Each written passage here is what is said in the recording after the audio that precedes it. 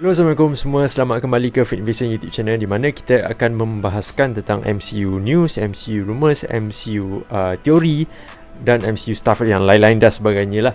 So first of all, aku nak ucapkan terima kasih kerana telah menekan video ini. Dan siapa yang baru first time sampai dekat YouTube channel ni, aku harap korang be one part of our community. Dan kalau siapa of course lah yang dah lama tengok video dekat YouTube channel ni, aku nak ucapkan terima kasih banyak-banyak. So di dalam video kali ni kita akan cakap tentang satu pasukan ni yang really famous di kalangan Marvel Studios, Marvel fans dan sebagainya, which is Fantastic Four. Bukan X-Men, bukan Daredevil, Punisher, bukan The Defenders dan sebagainya. Kita akan cakap pasal Fantastic Four. Kenapa kita nak cakap tentang Fantastic Four? Is because Fantastic Four is going to be in MCU one day. Somehow dia akan muncul di dalam Marvel Phase 4 ini, since Kevin Feige telah memperkenalkan projek-projek yang akan keluar pada Marvel Phase 4. Dan juga ada a few projek yang tidak lagi di-announce oleh Kevin Feige dan sebagainya, dan pihak-pihak Marvel di atas sana. Apa yang kita panggil projek yang tidak di-announce lah kan, tidak dibagi tahu oleh kepada public. Banyak lagi projek-projek, tapi antara projek-projek yang kita dah tahu sekarang ni adalah Doctor Strange Multiverse of Madness, Thor Love and Thunder, lepas tu Black Panther Wakanda Forever, Armor Wars, Ironheart, Miss Marvel, dah banyak lagi. Itu adalah projek-projek yang sudah confirm. Tapi ada beberapa projek yang masih belum dikonfirm, dan aku rasakan that Fantastic Four adalah salah satu projek itu. Kenapa aku letakkan Fantastic Four salah satu projek yang belum dikonfirm adalah kerana kita masih tidak dapat tahu official pelakon of Fantastic Four, satu, official date of Fantastic Four juga kita tak tahu benda tu. Tetapi sudah dipastikan bahawa Fantastic Four akan diarahkan oleh Jon Watts. Jon Watts ni adalah pengarah kepada filem Spider-Man Trilogy. Bukan Spider-Man Trilogy bukan Spider-Man Trilogy Tobey Maguire, tapi Spider-Man Trilogy Tom Holland, which is Spider-Man Homecoming, Spider-Man Far From Home, dan juga Spider-Man No Way Home. Dan bagi aku personally, di antara beberapa trilogy yang aku akan namakan di sini, which is Spider-Man No Way Home, Spider-Man No Way Home, trilogy Spider-Man, trilogy Thor, trilogy Captain America dan juga trilogy Iron Man. Bagi aku personally, trilogy Spider-Man adalah trilogy yang terbaik di dalam MCU. Itu personally bagi aku lah. Maybe some of you ada cakap Captain America, maybe Iron Man, maybe Thor dan sebagainya. Itu hak korang, it's okay. So once Kevin Feige memperkatakan that Jon Watts akan mengarah filem Fantastic Four, aku rasa itu sangat okey. Sebab Fantastic Four ni adalah satu pasukan yang disukai ramai berbanding dengan Eternals. Eternals bagi aku adalah satu filem yang menjadi seperti bahan uji kaji kepada audience MCU ni. Kevin Feige macam cakap, apa kata kita ambil pengarah terbaik, which is Chloe Zhao, untuk mengarah filem Eternals yang sebesar itu. Dan benda tu tidak disukai oleh ramai lah. So if Kevin Feige meletakkan pengarah yang berbeza selain daripada Jon Watts, pengarah yang tidak mempunyai ataupun tidak tahu DNA of MCU ni, aku rasa filem itu akan flop. So by letakkan Jon Watts as a main pengarah di dalam filem Fantastic Four, aku rasa itu sangat elok. Dan since kita tak tahu lagi siapa the cast, ada kata John Krasinski, ada yang kata Emily Blunt dan sebagainya, still tak confirm, still kita tak tahu siapakah pelakon Fantastic Four. Tapi ada satu benda yang kita boleh bincangkan tentang Fantastic Four ini, which is macam mana Fantastic Four akan diperkenalkan di dalam MCU. Ataupun dia sudah berada di dalam MCU for a long time. You get it? This is the part when aku akan bagi tahu korang my teori bodoh, dan aku harap korang tak percaya langsung pasal benda ni. But if this thing betul somehow, maybe 30% betul pun, just datang balik ke video ni one day once Fantastic Four diperkenalkan. Let me think, macam mana Fantastic Four akan diperkenalkan di dalam MCU. For some reason, aku dapat rasakan that MCU tidak akan menggunakan Fantastic Four punya origin. Seperti kita dah dapat Fantastic Four yang dahuluan, yang first time kita tengok Fantastic Four live action, dan juga Fantastic Four yang sampah tu. Kedua-duanya berkongsi origin yang sama, di mana 4 pasukan ni, Reed Richards, Susan Storm, Johnny Storm dan juga The Thing ini pergi ke angkasa, dan dia dikenakan dengan asteroid lah, terkena ini dan sebagainya, dan somehow terkena radiasi, dia dapat superpower, which is Reed Richards dapat meregangkan badan dia, which is kita panggil Mr. Fantastic. Susan Storm dapat membuatkan diri dia jadi halimunan. Johnny Storm betul, Johnny Storm ni dapat mengeluarkan api, dia dapat jadi api dan somehow dia dapat terbang. And The Thing pula dia bertukar menjadi batu-bata, yang mana dia tidak dapat transform menjadi human form kembali kan. So itu adalah basic original yang korang tak perlu tahu detail pun, just tahu macam mana Fantastic Four dapat superpower di dalam komik. So itu pun dah cukup. But somehow di dalam MCU, untuk Fantastic Four MCU, aku dapat rasakan that mereka akan twist benda tu. Sama macam Spider-Man No Way Home, di mana Spider-Man No Way Home kita tak dapat origin, kita tak dapat di mana scene Spider-Man digigit laba-laba, Spider-Man jatuh cinta dengan ni dan sebagainya kan. The basic thing of Peter Parker thing, kita tak dapat benda tu. Why? Okay, maybe some of you question macam mana, okay Wafiq, kenapa tak ada origin, aku nak tengok origin dan sebagainya.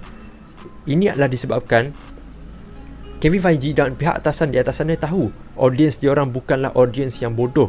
Audience diorang mempunyai knowledge tentang basic dan juga origin for each character.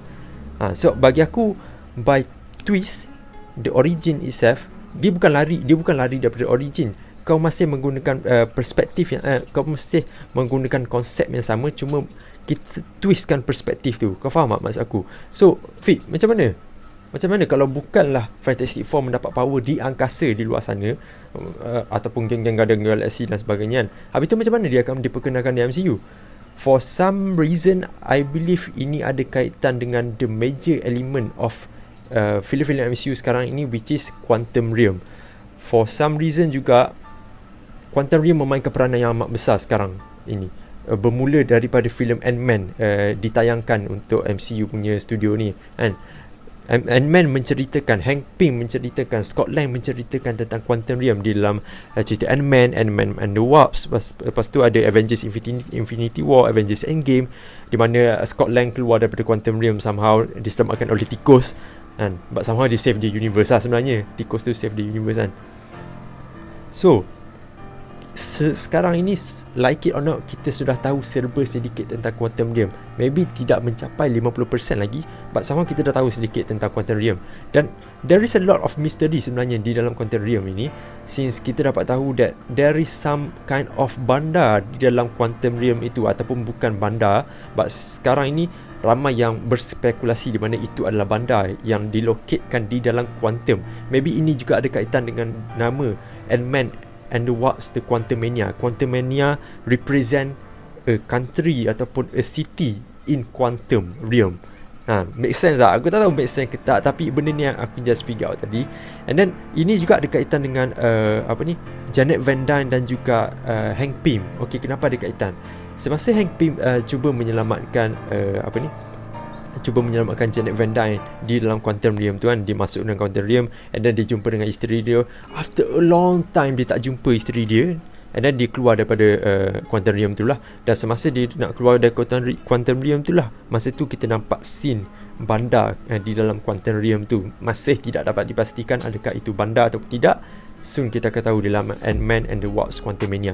Okay, so once Hank Pym dan juga Janet Van Dyne ni keluar daripada Quantum Realm tu kan, for some reason Janet Van Dyne dapat kuasa seakan-akan mutant.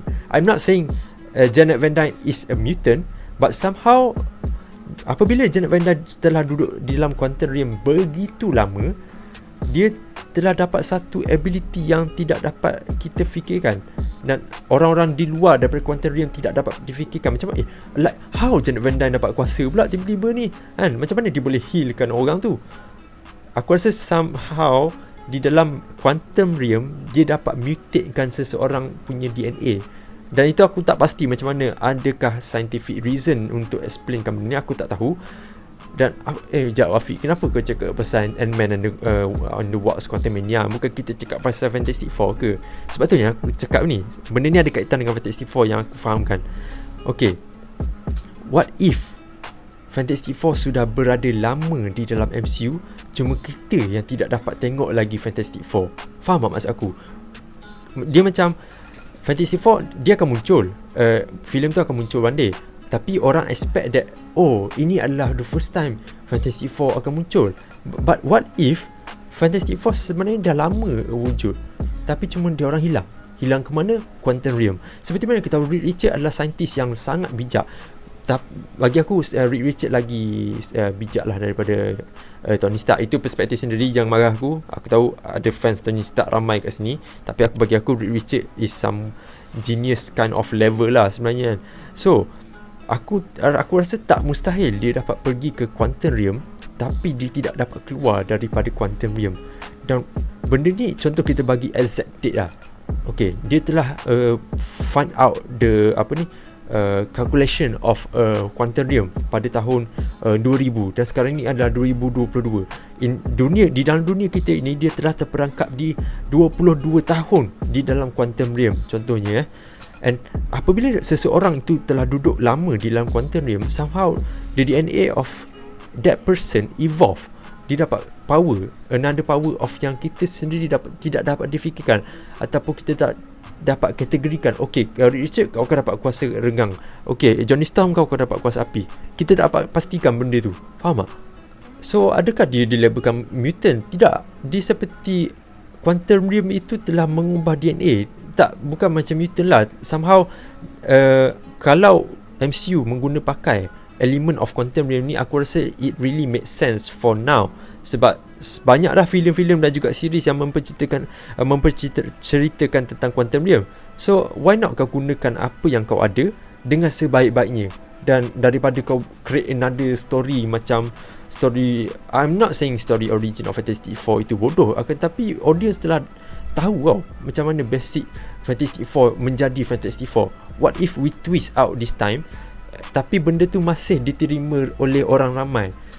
Aku tahu korang agree dengan benda ni tak, tapi aku somehow believe in that. Believe in Quantum Realm adalah punca macam mana Fantastic Four menjadi Fantastic Four kan. Dan okay, macam mana dia akan keluar pula ke dunia yang nyata? Ant-Man and the Wasp akan menjadi that kind of hero yang akan selamatkan Fantastic Four daripada Quantum Realm somehow. Maybe just a cameo, maybe after all of the gang maybe ada mati dan sebagainya. Ant-Man aku rasa tak mati kot. Lepas tu dia dapat jumpa Fantastic Four, dan benda tu dah habis di situ, which mean kita dapat tahu that Fantastic Four akan berada di luar, di dunia yang nyata, luar daripada Quantum Realm. So basically that's it about my theory, my bodoh theory yang aku fikirkan somehow.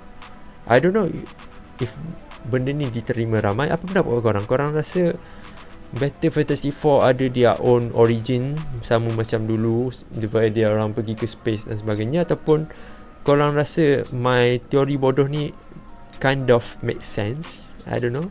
Leave a comment down below, bagi tahu pendapat korang. Aku nak tahu korang dekat side mana ke, ataupun korang ada teori yang lebih baik ke kan. So with that being said, itu saja untuk video kali ini. Terima kasih kerana telah meluangkan masa di sini. Kita jumpa lagi di video yang akan datang. Goodbye mate. Assalamualaikum dan bye bye.